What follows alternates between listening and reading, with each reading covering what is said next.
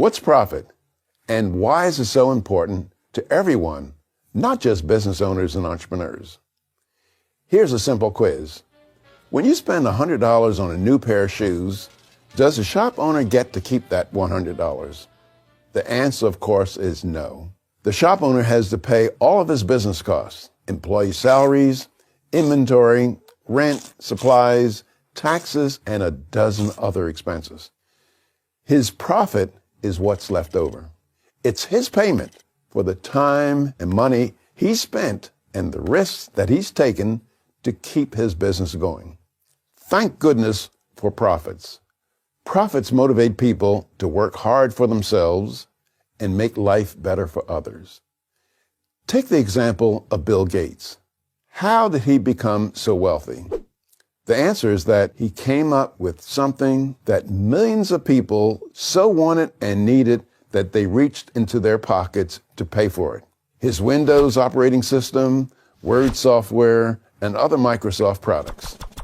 What's more, he produced these products in a way that efficiently used resources. And what motivated him, and just about every other successful entrepreneur, to work so hard? The answer is profits. Without the incentive of profits, why would anyone spend his savings, work countless hours, and take all the risks necessary to bring their product or service to the marketplace? There's a simple answer. They wouldn't. You don't have to make billions like Bill Gates. Take a Montana cattle rancher who goes out in the dead of winter, even in blizzards, to feed his cows, to keep them safe and care for them, making huge personal sacrifices so that New Yorkers can sit down to eat a nice steak. Why does the rancher do that? Do you think he does it because he loves New Yorkers? Of course not.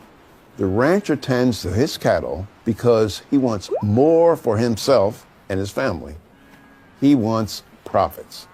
You can go to the supermarket any day of the week, and if you want steak, they have it. If you want potatoes, they have them. Sugar, salt, potato chips, strawberries, peanut butter, they have it. In fact, the average well-stocked supermarket in the United States has over 50,000 different items on its shelves. How does all that get there? It seems like magic, but it's not.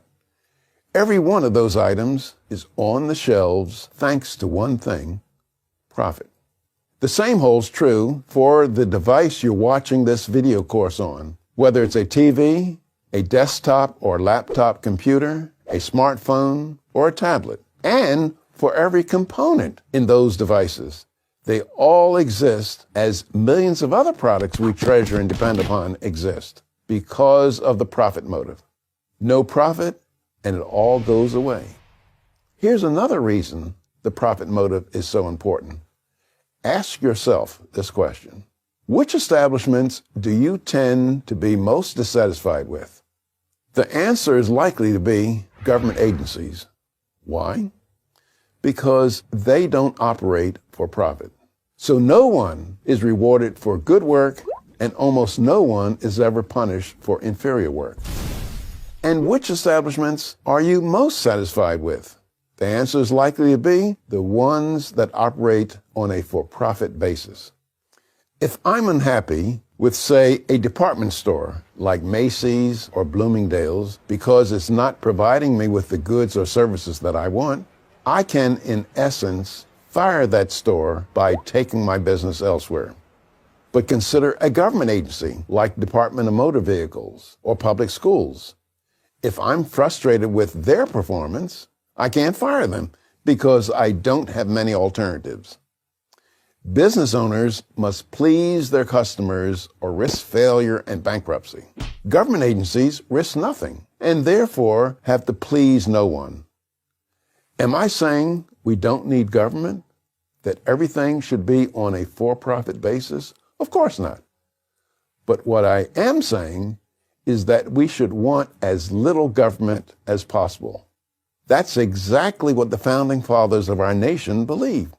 They understood that the profit motive pushes people to do extraordinary things. Take that motivation away, and the world becomes a very different and darker place. I'm Walter Williams of George Mason University for Prager University.